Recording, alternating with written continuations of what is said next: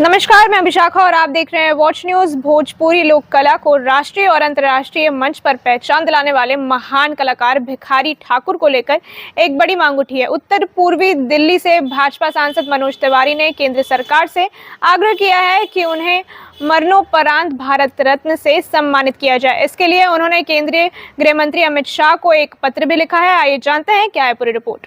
उत्तर पूर्वी दिल्ली से भारतीय जनता पार्टी के सांसद और भोजपुरी सिनेमा के जाने माने कलाकार मनोज तिवारी ने भोजपुरी लोक गायक, रंगकर्मी और समाज सुधारक भिखारी ठाकुर को भारत रत्न देने की मांग की है। उन्होंने इस मांग के समर्थन में गृह मंत्री अमित शाह को एक औपचारिक चिट्ठी भी लिखी है।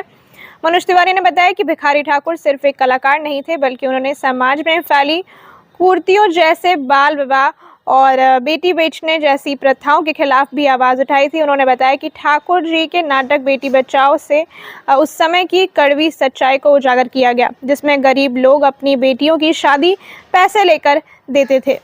मनोज तिवारी ने कहा, भिखारी ठाकुर न सिर्फ एक सशक्त कलाकार थे, बल्कि वो समाज के ठेठ मुद्दों को लेकर लोगों को आईना दिखाने का साहस रखते थे। बेटी बचाओ, गब्बर, धिचोर, विदेशियों जैसे उनके नाटक आज भी सामाजिक बदलाव की प्रेरणा देते हैं।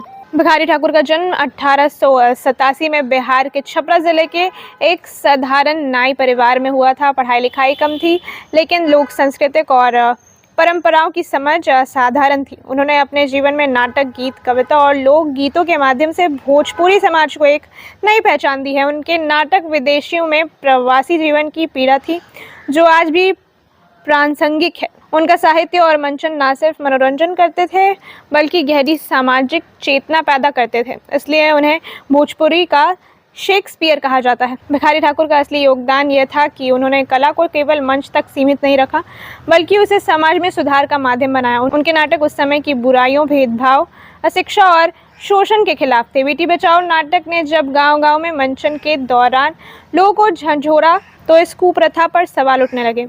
उन्होंने बाल विवाह, दहेज प्रथा और महिलाओं की स्थिति जैसे मुद्दों को केंद्र में रखा और उन्हें जन जन तक पहुंचाया। मनोज तिवारी खुद भी भोजपुरी सिनेमा के बड़े सितारे रहे हैं। राजनीति में आने से पहले उन्होंने भोजपुरी गायन और अभिनय के क्षेत्र में लंबा समय बिताया है। उनका भोजपुरी से गहरा भावनात्मक जुड़ाव है और इसलिए वो भिखारी ठाकुर जैसी ऐतिहासिक शख्सियत को भारत रत्न देने की पुरजोर वकालत कर रहे हैं। भारत रत्न देश का सबसे बड़ा नागरिक सम्मान है।